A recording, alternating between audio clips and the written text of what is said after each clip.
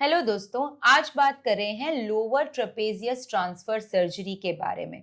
तो सर, एक पेशेंट है जिनकी इंक्वायरी थी कि लोअर ट्रेपेजियस ट्रांसफर सर्जरी करनी है। तो सर, ये कब की जाती है, किन पेशेंट्स में इंडिकेटेड है और किस चीज के लिए है? देखिए, लोअर ट्रेपेजियस टेंडन ट्रांसफर जो होता है एक तरह का टेंडन ट्रांसफर सर्जरी है। इस ये उन मरीजों में की जाती है जहां पे इररिपेयरेबल रोटेटर कफ होता है। हम्म, इररिपेयरेबल रोटेटर कफ का मतलब ऐसा है कि रोटेटर कफ इतनी खराब तरीके से फट गया है कि उसकी रिपेयर सर्जरी ना की जा सके। हम्म, पहली चीज। हम्म, दूसरी चीज कि पेशेंट की उम्र कम है कि जिस उम्र पे हम रिवर्स शोल्डर रिकमेंड नहीं कर सकते, क्योंकि अगर अगर रोटेटर कफ बहुत खराब तरीके से फटा हुआ है तो जो उसका बेस्ट ट्रीटमेंट है वो रिवर्स शोल्डर रिप्लेसमेंट की सर्जरी होती है। परंतु रिवर्स शोल्डर की सर्जरी हम 60 वर्ष से कम उम्र में नहीं करते। हम्म, तो जो लोअर ट्रेपेजियस ट्रांसफर सर्जरी है, इसके दो इंडिकेशंस या दो चीजें हैं जो होनी चाहिए। पहली चीज कि आपका जो रोटेटर कफ है इतना खराब तरीके से फटा हुआ है कि वो रिपेयर नहीं किया जा सकता। और दूसरी चीज है कि आपकी उम्र जो है वो 60 वर्ष से कम है। कम। तो अगर ऐसा है तो यह एक, आई विल से कि, स्टैंड बाय प्रोसीजर हमारे पास रहता है जिसमें हम मैसिव रोटेटर कफ या इररिपेयरेबल रोटेटर कफ को रिपेयर कर सकते हैं। हमने आपके साथ लास्ट टॉक भी एक लिया था जिसमें मैसिव रोटेटर कफ्स के बारे में बात की थी। और अधिकांश रोटेटर कफ जो होते हैं, जो खराब तरीके से फटे हुए हैं, ये बहुत गंदी तरह से फटे हुए हैं, हमारे पास आज की डेट में बहुत एडवांस टेक्निक्स अवेलेबल हैं। जैसे कि हमारे पास जो है techniques of muscle releases available हैं। राइट। इंटरवल स्लाइड्स हमारे पास अवेलेबल होती हैं। हम जो है, जो अटैचमेंट साइड है उसको थोड़ा मीडियलाइज करते हैं। मार्जिन कन्वर्जेंस हम करते हैं। और आजकल जैसे हमने बताया था कि मसल स्लाइड प्रोसीजर भी हमको अवेलेबल है। तो ये सारी प्रोसीजर हम करके अधिकांश रोटेटर कफ टेयर्स को रिपेयरेबल बना सकते हैं। परंतु आई वुड से कि 500 या 1000 में से एक पेशेंट ऐसा हो सकता है कि इन सब जो है रिपेयर्स के बावजूद भी, सो सपोजली अगर हम 500 रोटेटर कफ रिपेयर करते हैं तो एक पेशेंट ऐसा हो सकता है कि यह सब कुछ प्रोसीजर करने के बावजूद भी आपका जो रोटेटर कफ है वो रिपेयरेबल परिस्थिति में नहीं हो और आपकी उम्र 60 वर्ष से कम हो। तो उन मरीजों में लोअर ट्रेपेजियस ट्रांसफर एक बहुत ही अच्छा ऑप्शन है जिसके के द्वारा हम एक्सटर्नल रोटेशन आपका गेन कर सकते हैं। तो इंपॉर्टेंट चीज क्या होती है कि जब पीछे की तरफ का, तो ये हम कब करते हैं जब पोस्टीरियर सुपीरियर टेयर होता है और पेशेंट को इंफ्रास्पाइनेटस मतलब पीछे की तरफ का जो टेंडन होता है वो बहुत बुरी तरह से फटा हुआ होता है और रिपेयरेबल नहीं होता है। तो हमारे पास एक स्ट्रॉन्ग एक्सटर्नल रोटेटर जो है वो अवेलेबल होना चाहिए जिसके द्वारा हम एक्सटर्नल रोटेशन जो है वह हम गेन कर कर पाए। सके। अब इसको गेन करने के लिए जो बेस्ट टेंडन ट्रांसफर है वह लोअर ट्रेपेजियस टेंडन ट्रांसफर है। एक और टेंडन ट्रांसफर होता था जो हम पहले करते थे जिसको कहते थे लैटिसिमस डॉर्साई टेंडन ट्रांसफर। परंतु लैटिसिमस डॉर्साई जो होता है वो इंटरनल रोटेटर होता है। तो उसको हम अगर एक्सटर्नल रोटेटर बनाते हैं तो उसको बहुत स्ट्रेनिंग देनी पड़ती है, तो वो इतना सक्सेसफुल इसलिए नहीं हो पाया। परंतु जो लोअर ट्रेपेजियस है उसका जो एक्शन है या उसकी जो डायरेक्शन है वो एक्सटर्नल रोटेशन की रहती है, तो वो हम यूज कर सकते हैं। हम्म, हम्म, तो एक्सटर्नल रोटेशन जिन मरीजों में कम होता है, ये पावर जिसकी एक्सटर्नल रोटेशन की कम होती है, ताकत नहीं होती है, उन मरीजों में सबसे ज्यादा यूजफुल ये होता है हम अगर लोअर ट्रेपेजियस टेंडन ट्रांसफर करें तो। परंतु यहां पर एक इसका जो है शॉर्टकमिंग है। शॉर्टकमिंग ये कि ये जो टेंडन होता है इसकी लेंथ बहुत कम होती है, कम छोटी होती है। लेंथ टेंडन होती है। तो इसको, मसल तो छोटा सा है, उसके आगे हमको स्पेशल टेंडन ऐड करना पड़ेगा और वो टेंडन जाके फिर आपके ट्यूबरोसिटी पे, ग्रेटर ट्यूबरोसिटी पे अटैच होगा। हम्म, तो हमको आर्टिफिशियल टेंडन लेने की आवश्यकता होती है। मतलब हमको या तो कुछ ना कुछ हम एलोग्राफ लें या आपकी बॉडी में से कुछ ग्राफ्ट लें, जैसे हम हैमस्ट्रिंग ले सकते हैं या हम पेरोनियस टेंडन ले सकते हैं। हम्म, तो हमको एक एक्स्ट्रा टेंडन लेना पड़ेगा और उससे इसकी टेंडन नहीं बनानी पड़ेगी। तो हमें ग्राफ्ट जो है वो नया लेना पड़ता है। तो या तो हम पेरोनियस टेंडन ले सकते हैं या फिर हम टेंडो एक्किलीज एलोग्राफ्ट ले सकते हैं। हम्म, इस तरह का कुछ जो है हमको बाहर से ग्राफ्ट लेना पड़ेगा और उससे वो टेंडन बनाना पड़ेगा और उसके द्वारा फिर ये सर्जरी कर सकते हैं। तो इस सर्जरी में हमको पीछे से खोलना पड़ता है, ट्रेपेजियस टेंडन को हार्वेस्ट करना पड़ता है, मसल को सेपरेट करते हैं, टेंडन को सेपरेट करते हैं।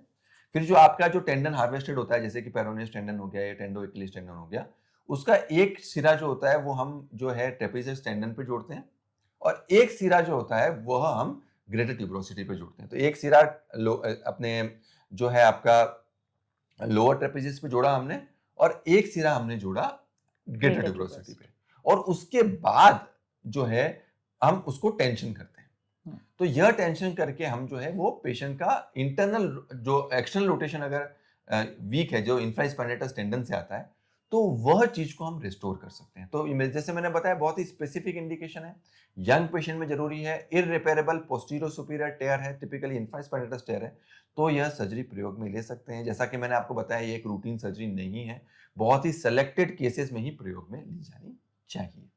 तो सर इसमें मुझे बहुत सारे क्वेश्चंस हैं, जैसे कि दूसरी साइड के ट्रेपेजियस का टेंडन नहीं, एलोग्राफ्ट के सेम ही ट्रेपेजियस को लेते हैं। राइट साइड का जैसे आपका टेयर है, तो राइट साइड के ट्रेपेजियस मसल को आइसोलेट करेंगे। अब मसल को आइसोलेट करके जो उसका टेंडन होता है ट्रेपेजियस मसल का, वो होता है सिर्फ 2 से 3 सेंटीमीटर का, बहुत छोटा होता है। तो वो उतना लंबा वो पहुंचेगा नहीं हमारे ग्रेटर ट्यूबरोसिटी तक। तो सर उसका एक्सटेंशन दूसरी उसका साइड से नहीं ले सकते, नया टेंडन आपको लेना पड़ेगा। हम लोअर लिम्ब से, या तो लोअर लिम्ब से लें या फिर एलोग्राफ्ट ले लें। तो लोअर लिम्ब में हम पेरोनियस लेते हैं आमतौर पे, पेरोनियस टेंडन जो होता है उससे लेके बना लेते हैं, या फिर जहाँ पे एलोग्राफ्ट अवेलेबल हैं, या पेशेंट अफोर्डेबल है तो एलोग्राफ्ट अवेलेबल है, तो उसमें हम टेंडो एक्लिस का एलोग्राफ्ट यूज कर सकते हैं। तो वो जो मसल होता है उसके ऊपर हम टेंडन जोड़ते हैं, और उसके बाद फिर वो टेंडन इस तरह से ट्रांसफर कर पाता है कि वो उसको काम कर पाए, एक्सटर्नल रोटेशन गेन कर पाए, ये मूवमेंट आपका आ पाए। तो इसमें सर डोनर साइड 2 हो गई।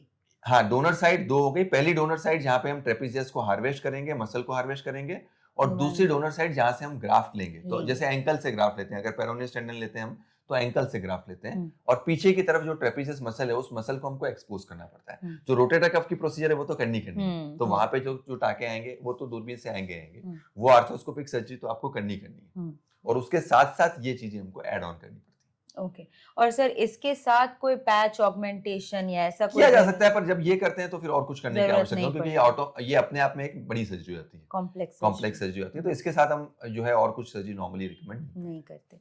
और सर इस सर्जरी के कोई नुकसान या कोई, क्योंकि एक थोड़ी मेजर सर्जरी आती है, इसका सर्जिकल ड्यूरेशन भी ज्यादा हो जाता है, और क्योंकि हम एक फॉरेन एलोग्राफ्ट या तो यूज कर रहे हैं या ऑटोग्राफ्ट यूज कर रहे हैं, तो इसमें रिएक्शन के और इन्फेक्शन के rate normal rotator cuff tears की तुलना में थोड़े ज्यादा रहते हैं।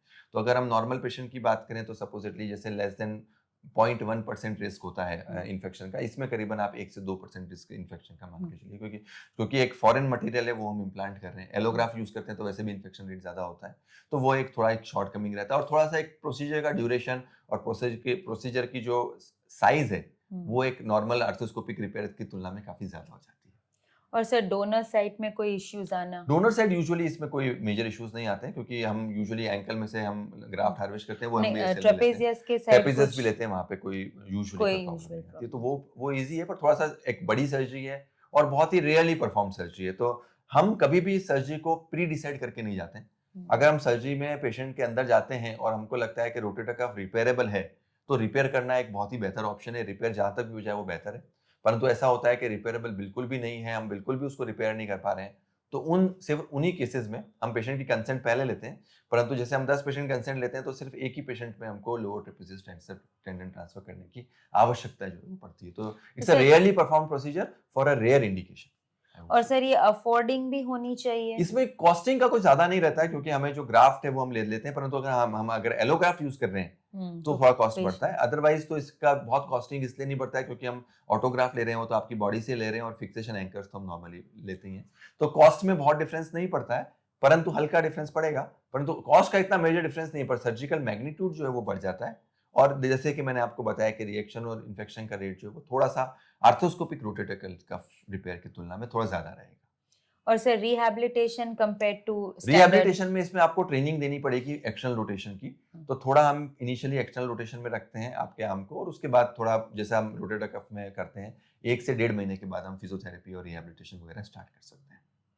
ओके सर, और इस सर्जरी के कोई एक्स्ट्रा स्पेसिफिक फायदे बहुत ज्यादा? जैसे मैंने बताया, जो इसमें है कि यंग पेशेंट अगर है, कम उम्र, आपकी उम्र कम है और एक्सटर्नल रोटेशन आपका बहुत वीक है और टेयर बिल्कुल भी रिपेयरेबल नहीं है, वो एक बहुत ही अच्छा इंडिकेशन है, यहाँ पे सर्जरी करनी चाहिए, बस वही एक इंडिकेशन है। उसके अलावा आमतौर पे हमारे मैक्सिमम जितने रोटेटर कफ पेशेंट हमारे पास आते हैं, हम रिलीज करके, और जो मैंने आपको टेक्निक्स बताई उसके साथ majority of rotator cuff 99% of rotator cuff tears जो हमारे पास आते हैं उसको हम स्टैंडर्ड टेक्निक्स के द्वारा सफलतापूर्वक रिपेयर कर सकते हैं, तो उसमें ये प्रोसीजर करने की आवश्यकता नहीं होती।